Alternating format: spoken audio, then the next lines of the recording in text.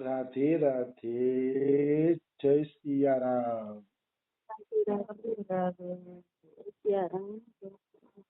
આપણે રામચરિત માનસની અંદર અરણ્ય કાંડ ચાલે છે અને અરણ્ય કાંડની અંદર આપણે કથા આગળ વધારીએ તો ખર, દૂષણ અને ત્રિશિરા આ ત્રણેય રાક્ષસોને રામે મારી નાખ્યા છે. એટલે શૂરપંખાને ગુસ્સો આવ્યો કે ઓહો, રામે તો ત્રણેયને મારી નાખ્યા, હવે મારે રાવણ પાસે ફરિયાદ કરવી પડશે. એટલે શૂરપંખા રાવણ પાસે ગઈ અને ફરિયાદ કરે છે. કરસી પાન સોવસી દિનું રાતી, સુધી નહીં તવ સિર પર આ રાતી.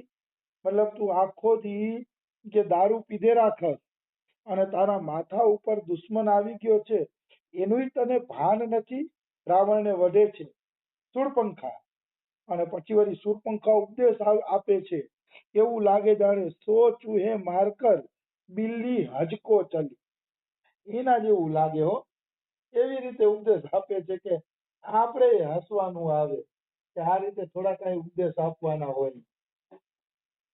મજાનો ઉપદેશ આપે છે પણ આપણે શીખવા જેવું છે. રાજનીતિ બીનું ધન બીનું ધર્મ, હરિ સમર્પે બીનું સત્કર્મા. ભલે શૂરપંખાના મોઢામાંથી આ ઉપદેશ નીકળ્યો છે પણ ઉપદેશ છે સત્ય, એમાં બે મત નથી. ખરેખર ઉપદેશ સત્ય છે, એમાં કોઈ એટલે કોઈ બે મત નથી. એવું કેવું હોય તો કહી શકીએ. એમ કે છે કે નીતિ વગર રાજ્ય નષ્ટ થઈ જાય છે. રાજનીતિ બીનું, જો કોઈને રાજ્ય કરવું હોય ને તો નીતિ ઉપર હાલવું પડશે. જો નીતિ ઉપર નહીં હાલે તો એનું રાજ્ય ખતમ થઈ જશે, નષ્ટ થઈ જશે અને એનું કોઈ ભાવ પણ પૂછશે નહીં. રાજનીતિ બીનું ને ધન બીનું ધર્મ, અને ધર્મ વગર ધન પ્રાપ્ત કરવાથી ધન નષ્ટ થઈ જાય છે. મતલબ ધર્મથી ધન પ્રાપ્ત કરવું જોઈએ. શૂરપંખા આવો ઉપદેશ આપે છે રાવણને. જે લોકો ઈમાનદારીથી કમાતા નથી અને ઈમાનદારીનું ધન વાપરતા નથી ને, એનું ધન એક દિવસ નષ્ટ થઈ જશે નિશ્ચિત. એમાં કોઈ એટલે કોઈ પણ પ્રકારની શંકા નથી. હું એક જગ્યાએ ગુજરાતમાં ભક્તના ઘરે સત્સંગ કરવા જાઉં છું. ત્યાં એ લોકો મને એમ કહેતા હતા કે અમારું ગામ તાલુકો છે અને તાલુકાની ચારેય દિશામાં કોલસાની મોટી મોટી દુકાન હતી એક શેઠની. કોલસાની મોટી મોટી દુકાનો. પણ ઓલો બિચારો બપોરે જમવાય ન જાય, ધંધો જ કર્યા રાખે, ચારેય દુકાનોમાં ફર્યા રાખે અને ધંધો જ કર્યા રાખે. એની પત્ની ફોન કરે ને કે જમવા આવો તો આ એમ કહી દે કે મારે જે ધંધાનો સમય છે પછી જમવા આવું. કંઈક 2 વાગે જમે, કંઈક 3 વાગે જમે. એવી રીતે મહેનત કરી કરીને ધન ઊભું કર્યું અને પછી એનો દીકરો જુગારી બની ગયો ને તો એને 3 દીની અંદર બધું ધન જુગારમાં હારી નાખ્યું. 3 જ દીની અંદર ખાલી. આને કહેવાય નીતિ વગરનું, ધર્મ વગરનું ધન. ધર્મ વગરનું ધન એક દિવસ આ રીતે જ નષ્ટ થઈ જાય છે. એમાં કોઈ એટલે કોઈ પણ પ્રકારની શંકા નથી. એટલે ધન હંમેશા નીતિથી કમાવવું. ભલે અડધો ટુકડો ખાઈએ, અડધો રોટલો ખાઈએ, પણ નીતિવાળું ધન હશે તો તમને એ સુખ આપશે, નહીતર સુખ આપશે નહીં. નિશ્ચિત સુખ નહીં આપે, એમાં કોઈ એટલે કોઈ શંકા નથી. આવી વસ્તુ છે. એટલે રાજનીતિ બીનું ધન બીનું ધર્મ, હરિ સમર્પે બીનું સત્કર્મ. અને સત્કર્મ જો હરિને સમર્પણ નથી કરવામાં આવતા તો સત્કર્મ પણ નિષ્ફળ છે. આ પણ બહુ અગત્યની અને સુંદર વાત કેવી હોય તો કહી શકાય છે. લાખો મનુષ્ય સત્કર્મ કરે છે, લાખો મનુષ્ય દાન દક્ષિણા આપે છે. ભારતની 20% પ્રજા તો સાધુ જ છે અને એ સાધુ ક્યાંય કમાવા જાતી નથી, છતાં પણ બધાય સાધુ ભરપેટ રોટી જમે છે. કારણ કે કેટલાય લોકો સત્કર્મ કરવા વાળા છે, દાન દેવા વાળા છે, સત્કર્મ કરે છે. પણ એ કોઈને ખબર નથી કે ભગવાનને અર્પણ કર્યા વગર એ સત્કર્મનું કોઈ ફળ નથી. હોય તો એ ફળ સ્વર્ગ સુધી હશે, સ્વર્ગથી આગળ તમને ફળ મળશે નહીં. સત્કર્મ ભગવાનને અર્પણ કરો તો જ એમાં એની શોભા છે સફળતા છે, નહીતર સફળતા નથી. કોઈ સત્કર્મ સ્વર્ગ માટે કરે છે, કોઈ સત્કર્મ સુખી થવા માટે કરે છે, કોઈ નોકરી ધંધા માટે સત્કર્મ કરે છે. અલગ અલગ રીતે મનુષ્ય અલગ અલગ સત્કર્મ કરે છે. નિશ્ચિત અલગ અલગ રીતે મનુષ્ય અલગ અલગ સત્કર્મ કરતો હોય છે, પણ એ ભૂલી જાય છે કે ભગવાનને અર્પણ કર્યા વગર કોઈ સત્કર્મની શોભા થતી નથી. એટલે સત્કર્મ ભગવાનને અર્પણ કરો. જે કંઈ આપણે કરીએ નિષ્કામ ભાવે ભગવાનને અર્પણ કરવું જોઈએ, તો જ તમને ભગવત પ્રાપ્તિ થશે, નહીતર ભગવત પ્રાપ્તિ કદાપી સંભવ નથી. કદાપી સંભવ નથી, એમાં કોઈ એટલે કોઈ શંકા નથી. આવી વસ્તુ છે. પછી આગળ આવે છે, વિદ્યા બિનુ વિવેક ઉપજાય, શ્રમ ફલ પડે કિયે અરુપાય. બહુ સારી વાતો કરે છો સુરપંખા. ભાઈ સુરપંખા, તું ગમે એવી હોય પણ તારો ઉપદેશ તો પ્યારો છે, એટલે યાદ રાખવા જેવો તો છે. આપણે સુરપંખાથી મતલબ નથી, મતલબ એની વાણીથી છે. અને વાણી આ ચોપાઈ બહુ પ્રખ્યાત છે રામાયણની. વિદ્યા બિનુ વિવેક ઉપજાય. જો વિદ્યા તમે ભણી લીધી અને વિવેક નો આવ્યો તો શ્રમફલ પડે કીરે અરૂપાય. તો એ ભણવામાં તમે ખાલી મહેનત જ કરી છે, બીજું કાંઈ તમને હાથમાં આવ્યું નથી. મતલબ વિદ્યાનું ફળ છે વિનય, વિવેક, વિનમ્રતા, નમ્રતા. જો વિદ્યા ભણીને પણ નમ્રતા નો આવી, વિવેક નો આવ્યો, સાચા ખોટાની પરખ નો આવી, તો તમારી વિદ્યા ભણવું કેવલ મહેનત છે, મજૂરી છે. એનાથી તમને ક્યારેય ભગવત પ્રાપ્તિ નહીં થાય. ભગવત પ્રાપ્તિનો રસ્તો નહીં ખુલે, એમાં કોઈ એટલે કોઈ પણ પ્રકારની શંકા નથી.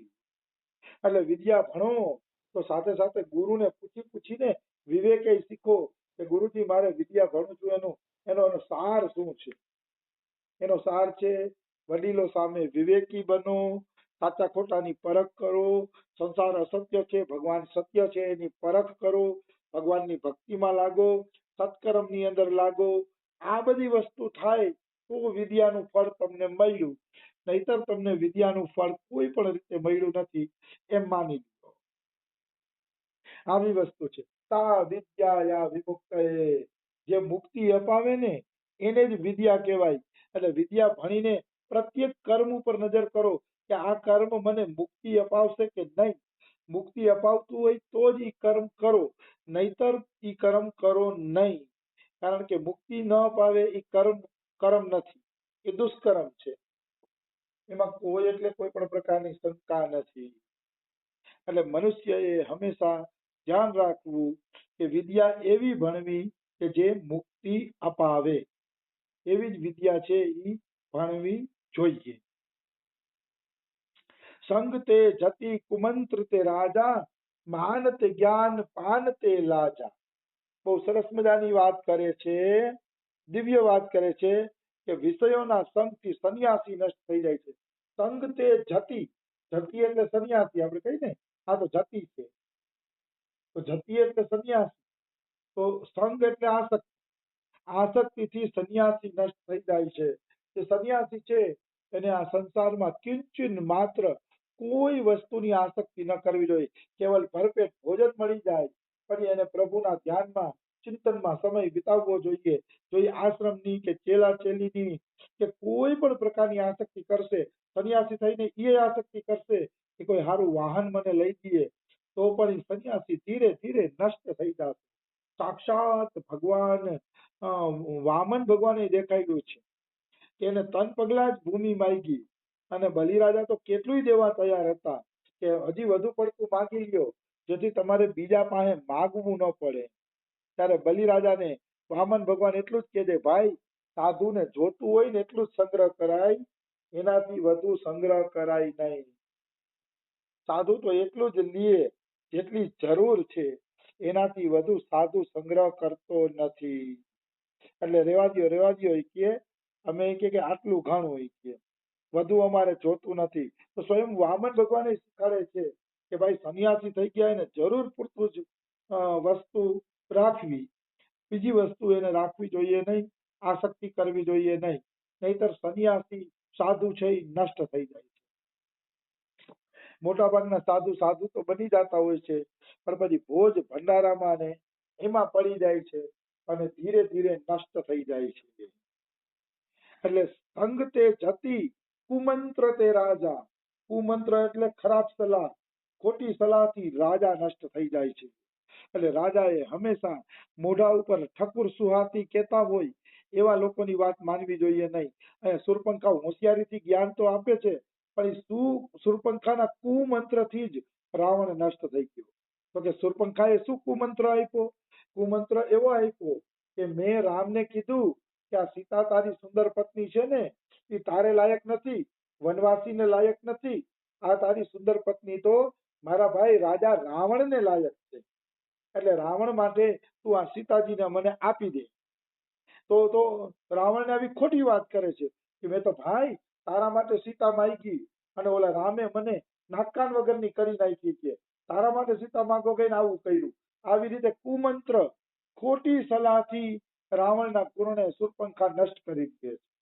ભલે શૂર્પણખા જ્ઞાન તો મોટા ઉપાડે આપે છે કે કુમંત્ર તે રાજા, ખરાબ મંત્રણાથી રાજા નષ્ટ થાય છે, પણ એને ખબર નથી કે મારી જ ખરાબ મંત્રણાથી ખરેખર રાવણ નષ્ટ થઈ જાય. આને કહેવાય શું છે? પર ઉપદેશ કુશલ બહુ તેરે, જે નર આચરઈ તે નર ન ગણે રે. આ એવું છે કે બિચારી સલાહ તો આપે છે પણ એના આચરણમાં કાંઈ નથી. ઈ જ રાવણને હગા ભાઈને ખરાબ સલાહ આપીને નષ્ટ કરી નાખે. રામચરિતમાનસમાં નથી લખ્યું પણ બીજા શાસ્ત્રમાં લખ્યું છે કે મેં સીતાજીને તારા માટે માંગી ને તો એ રામે આપી નહીં. આવી વસ્તુ છે. એટલે કહેવાનો ભાવ શું છે કે ખરાબ સલાહ રાજાએ કોઈની માનવી ન જોઈએ. શાસ્ત્ર પ્રમાણે અને પ્રજાના હિત માટે, બધાના ભલા માટે જે સલાહ થાય ને એ જ સલાહ વાંચવી જોઈએ, માનવી જોઈએ. બીજી કોઈ સલાહ માનવી જોઈએ નહીં. જો બીજી કોઈ સલાહ માને છે તો એ જીવ વાસ્તવમાં નષ્ટ થઈ જશે. એમાં કોઈ એટલે કોઈ પણ પ્રકારની શંકા નથી. અને માન તે જ્ઞાન, અને જે માનની ભૂખ રાખે છે ને એનું જ્ઞાન નષ્ટ થઈ જાય છે. અથવા તો માન એટલે અભિમાન, જે અભિમાન રાખે છે એનું જ્ઞાન નષ્ટ થઈ જાય છે. એટલે જ એક દોહો આવે છે, કિયો કરાયો સબ ગયો જબ આયો અભિમાન. તમારું બધું કરેલું ધરેલું નષ્ટ થઈ જશે જ્યારે તમને અભિમાન આવશે. અભિમાન આવવાથી જીવની કરેલી બધી કામગીરી નષ્ટ થઈ જાય છે. આના માટે ગયા પ્રસાદ પંડિતજી એક ખૂબ જ સુંદર સલાહ આપતા. ગયા પ્રસાદજી કહે કે કોઈથી અભિમાન નહીં કરવાનું, નકર તમે જેટલું ભજન કરો છો ને એ બધું ભજન છે ને નષ્ટ થઈ જશે. એકેય ભજન તમારા કામમાં આવશે નહીં, નષ્ટ થઈ જશે જો અભિમાન કરશો તો. જેવી રીતે માનો કોઈ લગ્ન પ્રસંગ હોય અને એમાં આપણે ટોપ એક ખીર બનાવી હોય અને એ ટોપ એક ખીરમાં જો થોડી કે કૂતરાની વિષ્ઠા પડી જાય તો એ આખી ટોપ એક ખીર છે એ બેકાર થઈ જાય. એ ટોપ એક ખીર આપણે ફેંકી દેવી પડે છે, કારણ કે કૂતરાની વિષ્ઠા પડ્યા પછી કોઈ એ ખીરને ખાવાનું પસંદ કરતા નથી. એમ તમે ટોપ એક ખીર જેટલું ભજન કર્યું હશે, લાખો નામ જપ કર્યા હશે, સેવા પૂજા આદિ જે કાંઈ કર્યું હશે એ બધું અભિમાન આવશે એટલે નષ્ટ થઈ જશે. કારણ કે અભિમાન કૂતરાની વિષ્ઠા છે.